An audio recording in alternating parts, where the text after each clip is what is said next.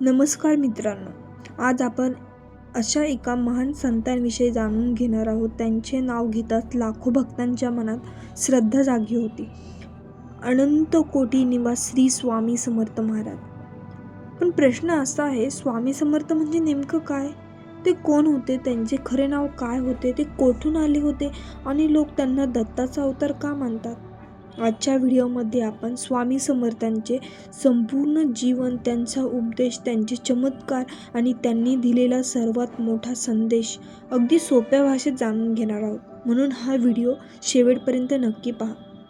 स्वामी समर्थ कोण होते? स्वामी समर्थ हे महाराष्ट्रातील अक्कलकोट येथे प्रकट झालेल्या एका महान संत होते. त्यांना लोक प्रेमाने अक्कलकोट स्वामी असे म्हणतात. भक्तांचा रूढ विश्वास आहे की भगवान दत्तांचे अवतार होते. संत श्रीपाद वल्लभ, नरसिंह सरस्वती आणि त्यानंतर स्वामी समर्थ यांचा अवतार परंपरेचा उल्लेख केला जातो. विशेष म्हणजे स्वामी समर्थांच्या जन्माबद्दल अनेक ऐतिहासिक माहिती उपलब्ध नाहीत.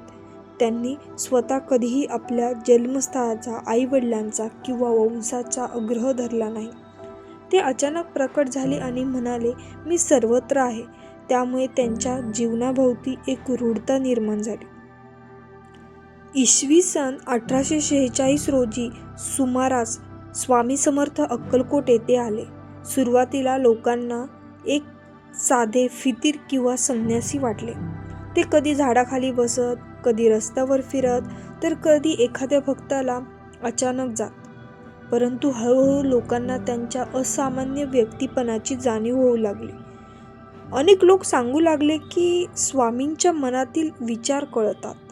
काहींना संकटात मदत मिळाली, काहींचे रोग बरे झाले, काहींना जीवनाचा मार्ग मिळाला आणि मग अक्कलकोट हे छोटे गाव संपूर्ण भारतातील भक्तांचे तीर्थक्षेत्र बनले. स्वामी समर्थांचे व्यक्तिमत्व अतिशय विलक्षण होते. उंच बांधा, तेजस्वी डोळे, प्रखर उपस्थिती, कधी शांत, कधी रागीट, कधी मालकासारखे निरागस. ते अधिक कठोर शब्दात बोलतात, पण शब्दामागे भक्ताचे झालेले कल्याण दडलेले असतात. ते म्हणत, भिवू नकोस, मी तुझ्या पाठीशी आहे. ही ओळ आजही प्रत्येक स्वामींच्या भक्ताच्या ओठावर येतात. आता पाहूया स्वामी समर्थांच्या संबंधित काही प्रसिद्ध घटना. मनातील ओळखणे, रोगमुक्ती, संकटातील सुटका. स्वामी समर्थांचे उपदेश. स्वामी समर्थांचे मोठे मोठे ग्रंथ लिहिलेले नाहीत, पण त्यांच्या छोट्या वाक्यातील संपूर्ण अध्यात्म दडलेलं आहे. भिवू नकोस, भीती नसणाऱ्याला कमकुवत करते श्रद्धा आणि ध्येय ठेव. नमस्कार करा, स्वामींचे स्मरण कर, मन शुद्ध करते. अहंकार सोडा, कर्म करा. फक्त इच्छा करून चालत नाही, प्रयत्न करणे आवश्यक असते. अनंत कोटी ब्रह्मांड नायक राजाधिराज योगीराज श्री स्वामी समर्थ महाराज की जय.